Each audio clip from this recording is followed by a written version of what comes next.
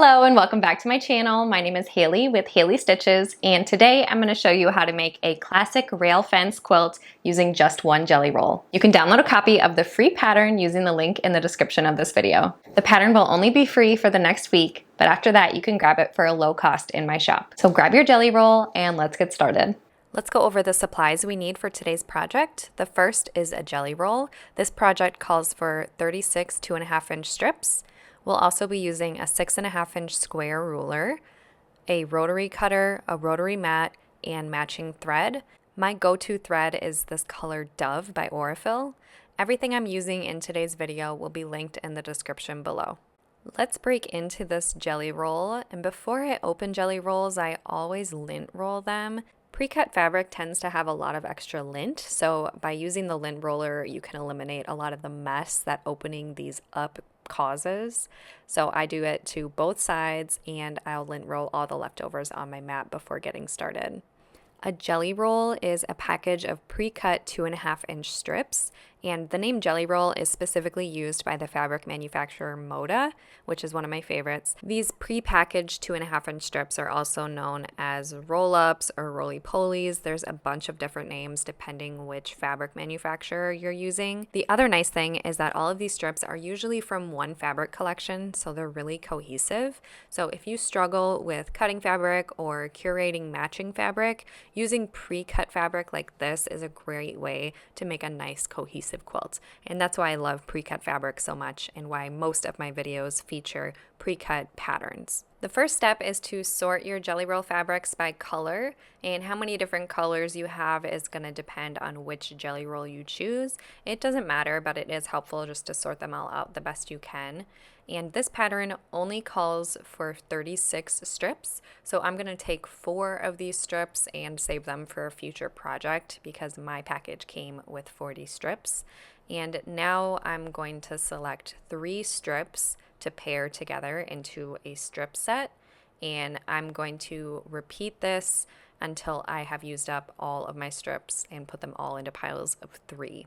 So I'm going to try to make it really scrappy. I'm going to try not to think too much about the pairings because I like my rail fences to have a super scrappy look. If you want to be more strategic or have an ombre effect, you'll have to pay more attention to your pairings.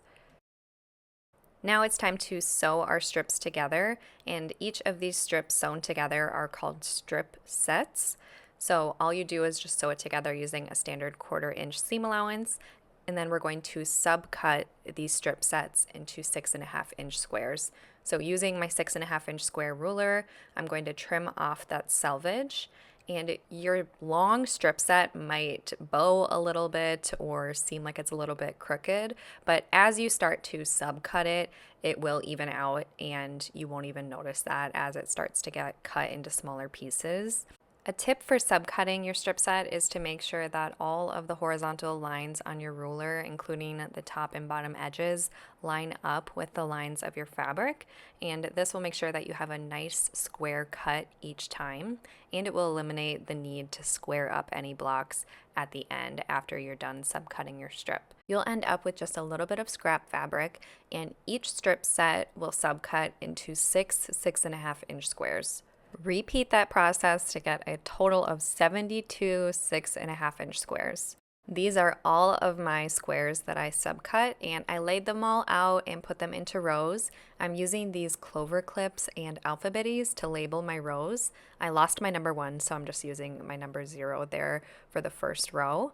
And I'm going to show you how to lay out your rows. So for the first row, all you have to do is just alternate the direction of the rail fence.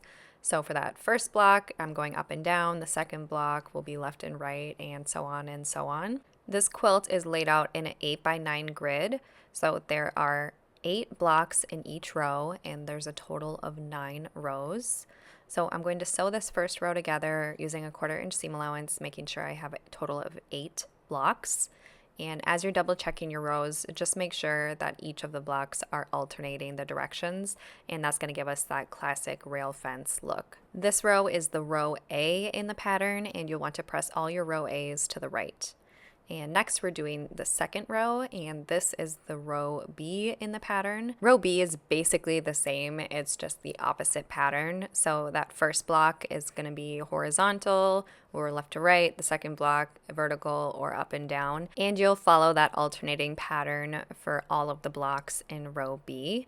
So just double check that all of your blocks are in that direction, and then you'll sew them together using that 1/4 inch seam allowance. For the row B, you'll want to press all of these blocks to the left. And then you're going to assemble all of the rows. So as you can see between the row A and row B, all of the blocks are alternating, and that gives us that rail fence look. And then the seams are also alternating, which means they'll nest together nicely to give us those crisp edges. And this is what that final quilt will look like after it's all pieced together.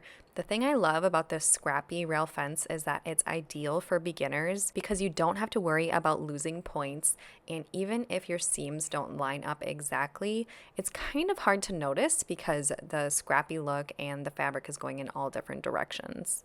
Here's a better look at the final quilt. This one makes a great small throw size. If you're looking for another classic pattern using a jelly roll, check out this classic Irish chain quilt tutorial.